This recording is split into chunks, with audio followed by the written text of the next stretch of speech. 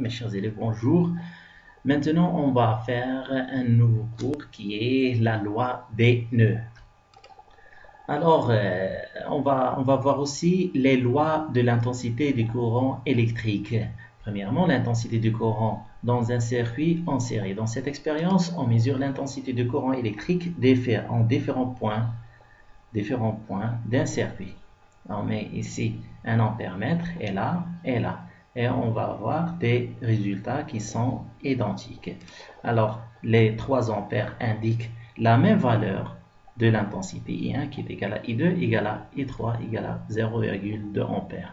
En conclusion, on peut conclure que l'intensité du courant électrique est la même en tout point du circuit en série. On dit que dans un circuit en série, il y a unicité d'intensité. On écrit aussi I1 égale à I2 égale à I3, etc. Alors, deuxièmement, l'intensité du courant dans un circuit en dérivation, c'est la loi des nœuds. Dans cette expérience, on réalise un montage qui comporte une branche principale et 2 branches dérivées. Puis on mesure l'intensité dans chaque branche. Pour la branche principale comporte le générateur qui est là, et 2 branches. Première branche en dérivée de L1 et deuxième branche dérivée L2. Ça, c'est 2 branches en dérivée. La première branche dérivée et la deuxième branche dérivée. D'accord? Alors, comme observation, on observe que les ampères-mètres A1, A2, A3 affichent des résultats I qui est égal à 180 mA. Pour A1, I1 est égal à 120 mA et I2 est égal à 60 mA. Regardez, qu'est-ce que vous constatez? 180, ici 120, 60. Si on ajoute 120 à 60, on aura 180 mA. Alors, I qui est égal à la somme de I1 plus I2. En conclusion, dans un circuit en dérivation ou bien parallèle, l'intensité du courant circulant dans la branche principale égale à la somme des intensités circulant dans les branches secondaires en dérivée. Alors, un nœud électrique est un point de contact entre 3 fils conducteurs en moins. Alors, pour la loi des nœuds, la somme des intensités du courant entrant dans un nœud égale à la somme des intensités du courant sortant du même nœud. Alors, c'est ça la loi des nœuds. On peut écrire selon le schéma suivant. Alors, pour un nœud, c'est un point, c'est l'intersection de 3 fils, au moins de 3 fils. Alors, on a ici 4 fils, l'intersection de 4. 1, 2, 3 et 4. D'accord? Ça, c'est un nœud. Alors, regardez. Pour les intensités, I2, elle est entrant. Et 3, entrant. Mais I1 et E4 sortant du nœud. Alors, I2 et E1 entrant à le nœud. Pour I1 et E4 sortant du nœud.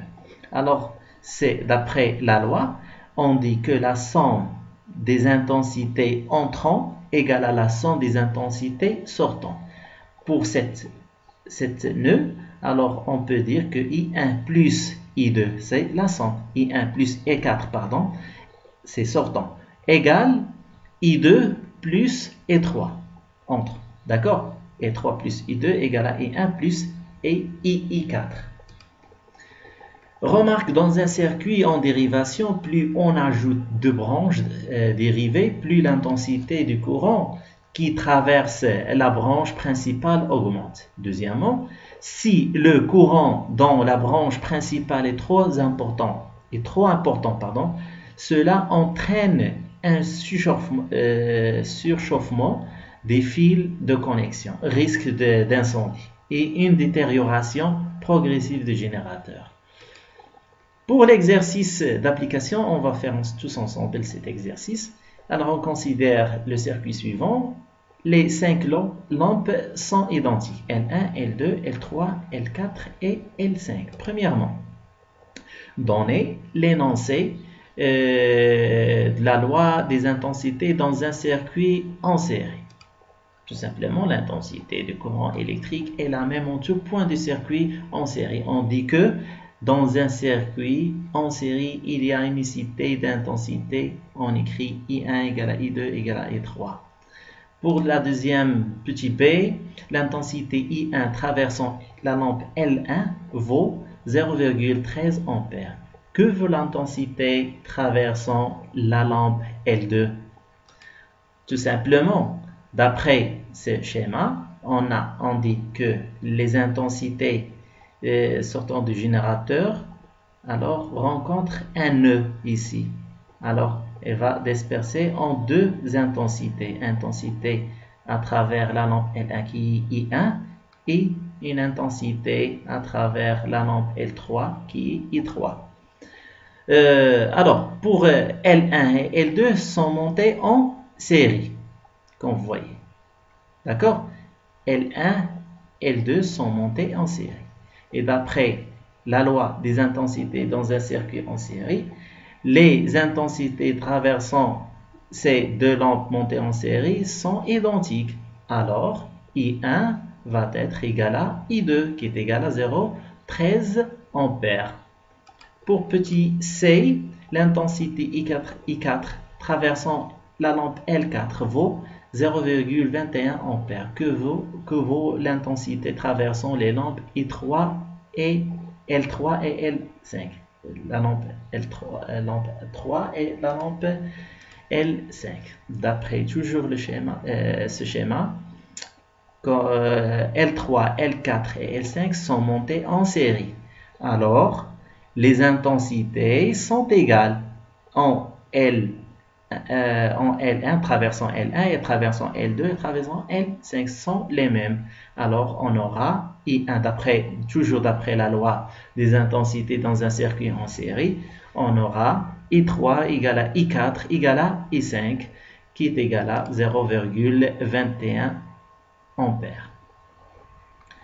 Pour la deuxième question, donnez l'énoncé de la loi des intensités dans un circuit en dérivation.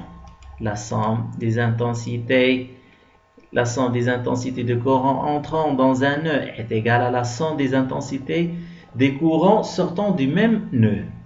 Pour petit b, calculons le I0, l'intensité traversant la pile. Toujours d'après ce schéma, I0, j'ai la remarqué par la couleur rouge. Et I1 traversant L1, c'est la même que I2. Je lui ai donné la couleur bleue. Et pour I3, I5 et I4 sont identiques aussi. Je les donné la couleur vert. Alors, comme vous voyez, ça c'est un nœud. Alors, cet courant va disperser en deux courants. Alors, on dit que la somme des courants entrants égale à la somme des courants sortants. Alors, I0 égale à I1 plus I3.